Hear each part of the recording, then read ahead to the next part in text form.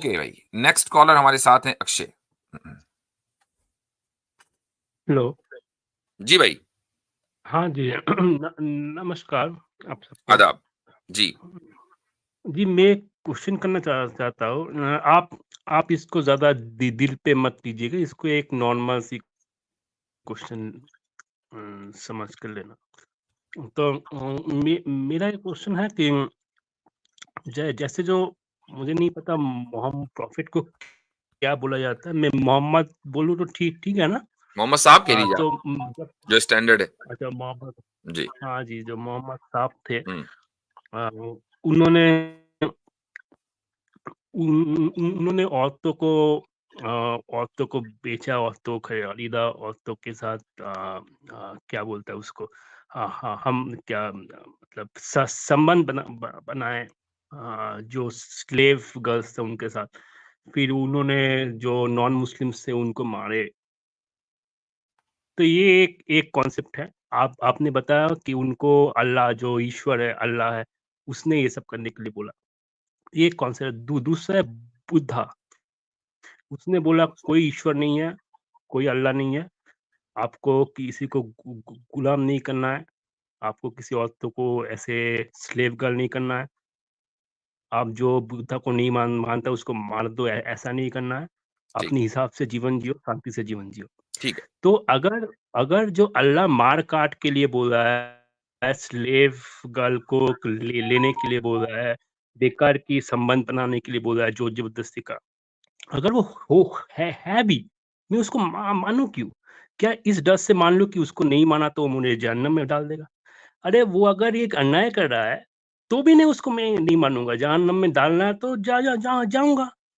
ठीक है, वेरी क्या गुड। प्रॉब्लम है? बे ब तो बुद्धा है, चलें, जो अच्छी आपका बातें मैंने, करेंगे उसको फॉलो करेंगे। ठीक है, मैंने गौर से आपका सवाल सुना। इसमें कई सारे पहलू हैं।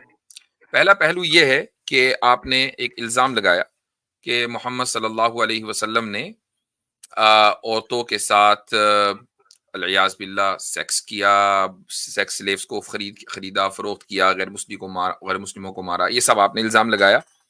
मैं इस इल्जाम का कोई दिफा नहीं करूंगा, आई वोंट डिफेंड इट। अलबत्ता मैं आपसे एक सवाल पूछूंगा। आप किस मुल्क में रहते हैं? इंडिया में रहते हैं, राइट? हाँ जी। इंडिया में रहते हैं, सही है। तो मुझे एक बात बताएं, उसूली तौर पर बात करेंगे, नहीं प्रिंसिपल्स जो हैं, अभी बुद्धिज्म और इस्लाम इसको साइड में रख दें, उसूली तौर पर बात करेंगे। वो ये है कि क्या आप यूज ऑफ वायलेंस, वायलेंस के यूज को 100% इन एन एब्सोल्यूट मैनर गलत समझते हैं? हाँ जी, गलत समझता हूँ। अच्छा, यानी वायलेंस इस्तेमाल हो ही नहीं सकता, को चाहे जो हो जाए। नहीं मतलब हम्म। इम्परफेक्ट, एक इम्परफेक्ट सोसाइटी में वायलेंस होता है। अगर एक परफेक्ट सोसाइटी होगा उसमें वायलेंस होगा ही नहीं, वो गलत है। ठीक। मतलब अगर एक वायलेंस हो परफेक्ट, रहा है मतलब इम्परफेक्ट सोसाइटी है। ठीक है, चलें, एक परफेक्ट सोसाइटी है, मसलन आपने एक परफेक्ट सोसाइटी क्रिएट कर ली है। आपके बाहर जो है ना, जो सोसाइटी से बाहर दूसरी सोसाइटी है, वो एक इम्परफेक्ट सोसाइटी है। तो उस इम्परफेक्ट सोसाइटी ने आपकी परफेक्ट सोसाइटी के ऊपर हमला किया, आप क्या करेंगे? आप तो इसलिए तो सब जगह प्रचार करना, सब जगह मतलब फिर नहीं, तो वो प्रचार वायलेंस। जब होगा, अभी तक तो आप उस देखें, उस स्टेट को, उस परफेक्शन की स्टेट को आप अभी तक अटेन नहीं कर पाए। बुद्धा जी कब थे, कितने साल हो गए उनको गए हुए? 2500 यस। 2500 ईयर्स हो गए। हाँ जी। अच्छा, तो 2500 ईयर्स में, यानी 2500 साल में आपने बहुत कोशिश की कि सारी दुनिया परफेक्ट सोसाइटी हो जाए बुद्धिज्म के रूल के मुताबिक, तो अभी तक तो हुई नहीं। ठीक, आगे बजाय कोई उम्मीद भी नहीं है। उसकी वजह यह है कि जो बुद्धिस्ट हैं वो ऑलरेडी वायलेंट है। मसलन बर्मीज बुद्धिस्ट वायलेंट है, श्रीलंकन बुद्धिस्ट वायलेंट है, जापानीज बुद्धिस्ट वायलेंट है। ठीक है, ये सब वायलेंट है। तो अब आप जैसे दो चार होंगे, अगर आप ये कहते हैं भाई मैं तो नॉन वायलेंट हूं, तो दो चार आप जैसे होंगे नॉन वायलेंट। अब मुझे ये बताएं कि जब बुद्धिस्ट खुद वायलेंट हैं, तो वो जो एक परफेक्शन का स्टेट है जिसको यूटोपिया कहा जाता है, वो अचीव आप कभी नहीं कर पाएंगे। तो इमेजिन करें, आप कोशिश कर रहे हैं, उसमें 1000 साल लग जाए, 2000 साल लग जाए, 25,000 साल लग जाए, इस बीच में हमेशा एक परफेक्ट सोसाइटी जो आपके स्टैंडर्ड के लिहाज से परफेक्ट होगी, सो कॉल्ड परफेक्ट सोसाइटी, वो और एक नॉन परफेक्ट सोसाइटी दोनों मौजूद रहेंगे साइड बाय साइड। अब उस नॉन परफेक्ट ने परफेक्ट के ऊपर अटैक किया तो परफेक्ट सोसाइटी जो है वो वायलेंट बनेगी नहीं बनेगी?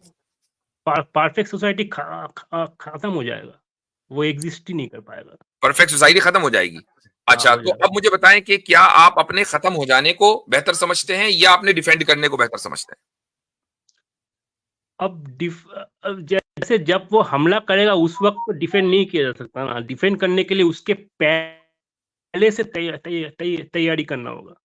ठीक जब है, हमला तो करेगा पहले हमारे से पास तैयारी नहीं है, करना, हम मान लीजिए आपको पता चला कि इम्परफेक्ट सोसाइटी परफेक्ट सोसाइटी पर हमला करने वाली है, ठीक है, वो तैयारी कर रहे हैं, तो अब आप तैयारी करके पहले से ही उस हमले को नाकाम बना दें, हमला करके, ये ज्यादा बेहतर है या इंतजार करें कि पहले हम मरेंगे फिर उसके बाद देखेंगे क्या करना है?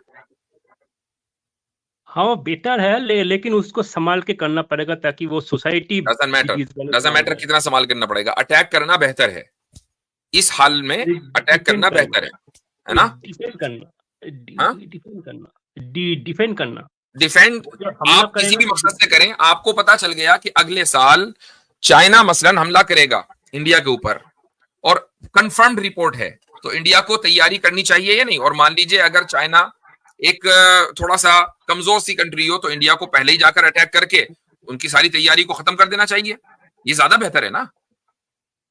ये है बेटर, लेकिन इससे अच्छा होगा उनको शांति का मार्ग समझाया जाए, उनको नहीं बताया जाए समझ ये गए सब ना भाई, वो नहीं बेकार समझ है। रहे, बहुत समझा दिया हमने, नहीं समझ रहे, अब क्या करें? वो हम पर अटैक करेंगे, फिर तो लास्ट ऑप्शन हमला ही होगा मेरे को। लास्ट ऑप्शन हमला होगा। इसका मतलब violence in its absolute manner बुरा नहीं है, कहीं ना कहीं आपको वायलेंस इख्तियार करना ही पड़ेगा, ठीक? नहीं, मैंने बोला ना इम्परफेक्ट सोसाइटी में वायलेंस भाई होगा, आप तो परफेक्ट है ना, पूरा वर्ल्ड आप इम्परफेक्ट है। परफेक्ट हैं, आप परफेक्ट होने के बावजूद इम्परफेक्ट सोसाइटी के हमले से बचने के लिए वायलेंस इख्तियार कर रहे हैं, देयरफॉर वायलेंस इज मस्ट।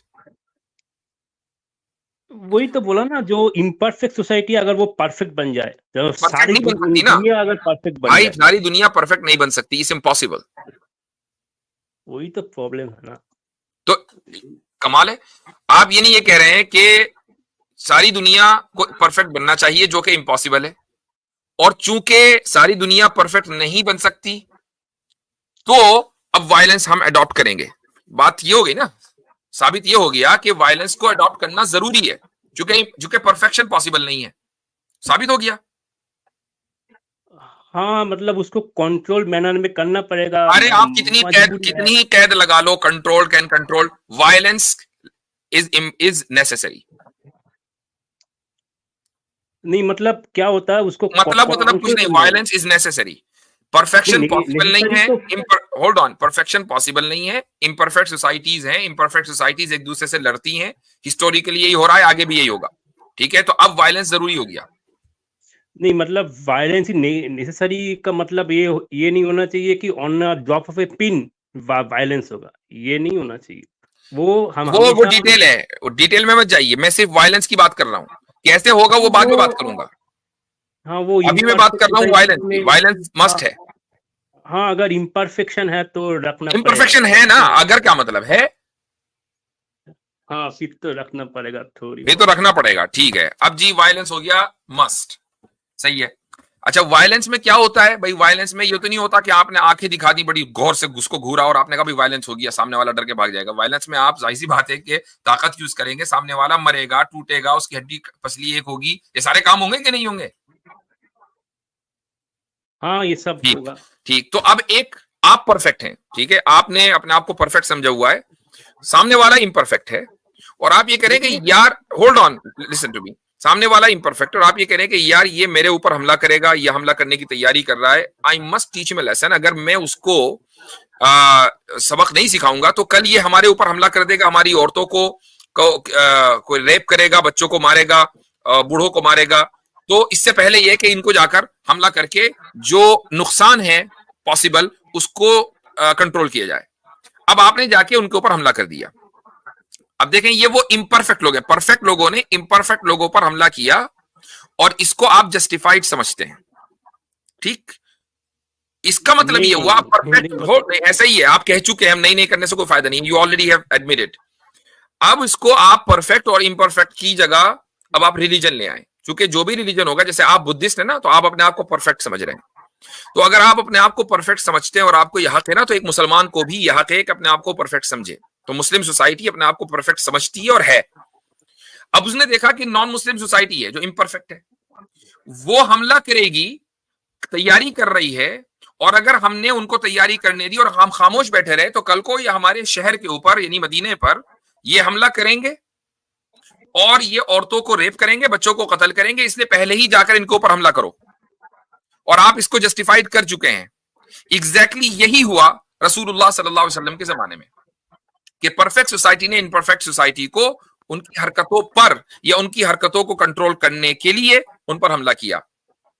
यही वजह है कि जिन लोगों ने हमला करने का कोई प्लान नहीं बनाया था, इम्परफेक्ट थे लेकिन हमला करने के नहीं सोच रहे थे, वो उनको कोई मसला नहीं था, वो अपने अपने टेंटों में या अपने अपने शहरों गांव में बिजी थे, खेती कर रहे थे, व्हाटएवर, तो मुसलमानों ने उनको कोई बॉदर नहीं किया, मुसलमानों ने उनको कोई टच नहीं किया।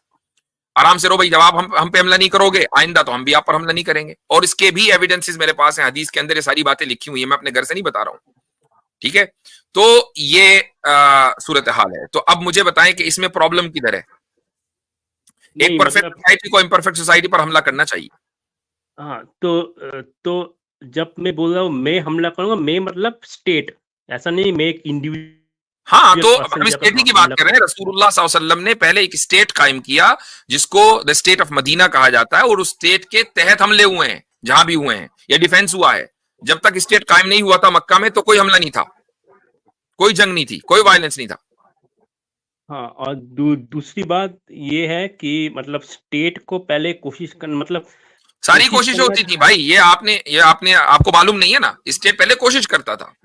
इसीलिए हदीस में स्टेप बाय स्टेप है, वॉर के जहां इंस्ट्रक्शंस हैं स्टेट के लिए, वहां ये है कि आप कैसे शुरू करेंगे।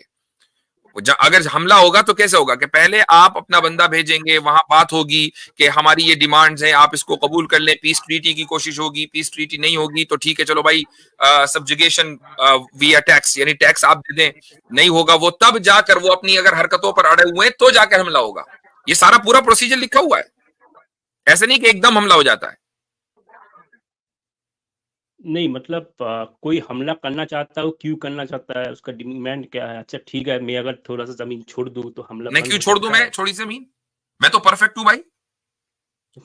मुझसे मैं परफेक्ट हूं तो एक इम्परफेक्ट सोसाइटी परफेक्ट सोसाइटी से ये डिमांड कर रही है कि आप थोड़ी सी परफेक्शन छोड़ दें, क्या मसला है? तो क्यों छोड़े भाई हम अपनी परफेक्शन? मतलब ताकि हमला ना हो, हिंसा ना हो। तो अगर हम अपनी परफेक्शन छोड़ देंगे तो हम भी इम्परफेक्ट बन जाएंगे, हम तो परफेक्ट है ना, हम अपनी परफेक्शन नहीं छोड़ सकते। उनको मैसेजेस भेज के उनके सोसाइटी को, और तो यानी आप ये कह रहे हैं कि एक परफेक्ट सोसाइटी को इम्परफेक्ट सोसाइटी, एक परफेक्ट सोसाइटी के लिए इम्परफेक्ट सोसाइटी को सबक सिखाने का मकसद से अपनी परफेक्शन थोड़ी सी कम कर देनी चाहिए। Is that your solution? नहीं, ये नहीं बता रहा, ये बोल रहे हैं चूंकि इम्परफेक्ट सोसाइटी परफेक्ट सोसाइटी पर हमला इसलिए करती है कि वो परफेक्ट है। अब अगर आप उस हमले को पीसफुली आपके सोल्यूशन के मुताबिक रोकना चाहें तो फिर उस परफेक्शन के अंदर कमी लानी पड़ेगी, वो पॉसिबल नहीं है, क्योंकि जैसे ही कमी आएगी वो परफेक्ट इम्परफेक्ट बन जाएंगे, उनको इम्परफेक्ट नहीं होना चाहिए। नहीं, मैं ये बता रहा हूँ, जो इम्परफेक्ट सोसाइटी है उनको पहले अहिंसा की पाठ पढ़ाना पड़ेगा, उनको बताना पड़ेगा। पढ़ा दिया भाई, 13 साल पढ़ाया ना, नहीं समझे, अब क्या करें? फिर बताना पड़ेगा तुम क्यों। हाँ, बता दिया, वो भी बता दिया, आप क्या करें? फिर बोलेंगे इम्परफेक्ट है ना भाई, वो इम्परफेक्ट नहीं समझ रहा है। अगर वो परफेक्ट होता तो समझता। इम्परफेक्ट होने की वजह से ना वो अमन का सबक समझ रहा है, ना वो वजह समझ रहा है कि क्यों हमले करने चाहिए, कुछ नहीं, वो अनसिविलाइज्ड है, वो जानवर है, क्या करेंगे? फिर बताना चाहिए आपका श्रेष्ठ जो सोल्जर है, हमारा श्रेष्ठ सोल्जर, दोनों में फाइट होगा। हाँ, तो वही बताया, जीतेगा वही। हाँ बिल्कुल ऐसा ही हुआ। सोल्जर ऐसा नहीं हजरत, लगता है अच्छे से आपने खुद नहीं पढ़ा नहीं है, बगैर पढ़े आ गए। ये पढ़े नहीं, ये सुने हैं। कहां पर सुने हैं? ये मुर्तद के चैनल, एक्स मुस्लिमों के चैनल के ऊपर ये सुनकर आ गए। ऐसा ही है ना अक्षय? हाँ वैसे ही है, वैसा ही है भाई, वैसा ही है। अच्छी बात है, ऑनेस्टी बोला जवाब। हाँ, गुड, ऐसा ही है। तो देखें, हाफ नॉलेज जो होती है ना वो ऐसी होती है मेरे भाई।